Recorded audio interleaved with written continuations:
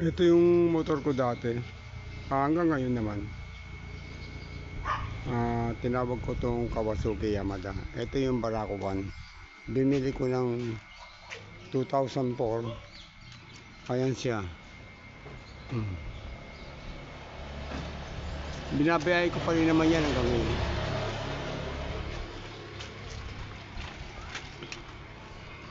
Ito, 2004 po nabili. Ang napalitan ko lang dito, ito lang black. Saka yung dito sa gear, na yung gear dito na maliit,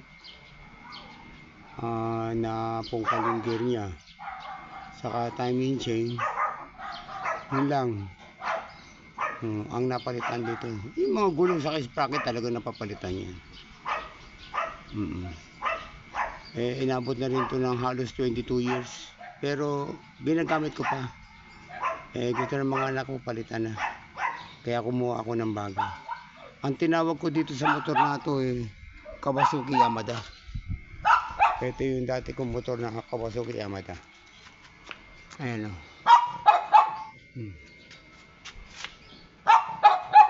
Kawasaki Yamada. Ito yung bago ko ngayon.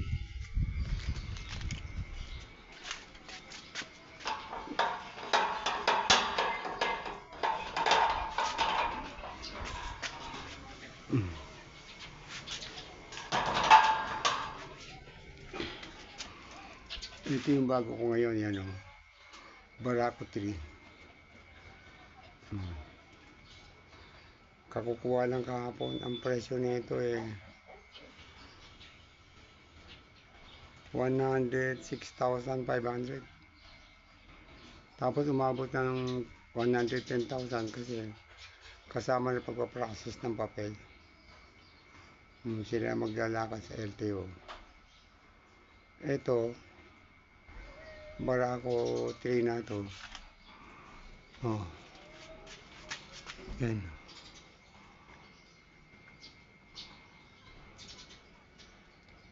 Yan.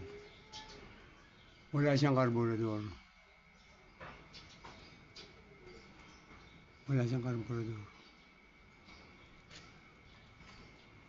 Hindi ko pa ito nasusubukan. Hindi ko pa ito napapandar.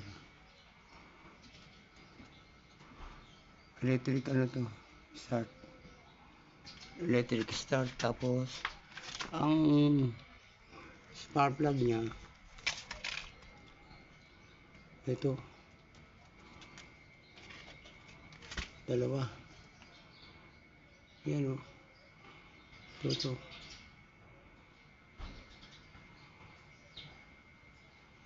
Yan o.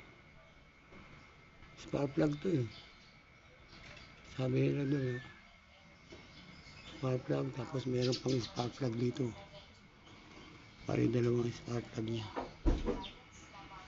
Ito baka masubukan ko to mga parting linggo. Mapatakbo ko to.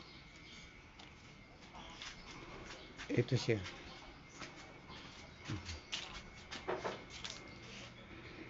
Ito tatawagin kung to. Wala pang plaka ko. Tatawagin ko tong Kuya Boy TV.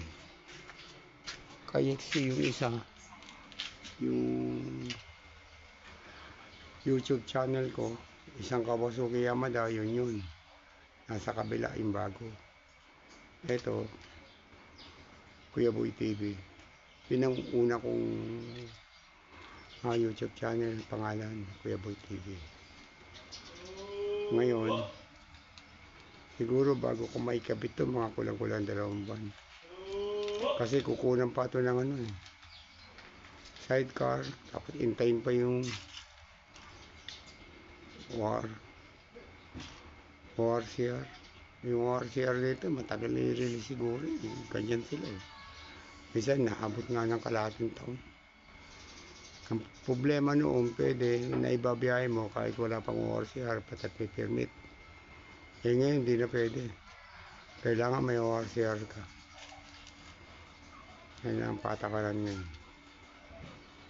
Maraming salamat. Tatawagin ko itong motor na to, Kuya Boy TV. Maraming salamat.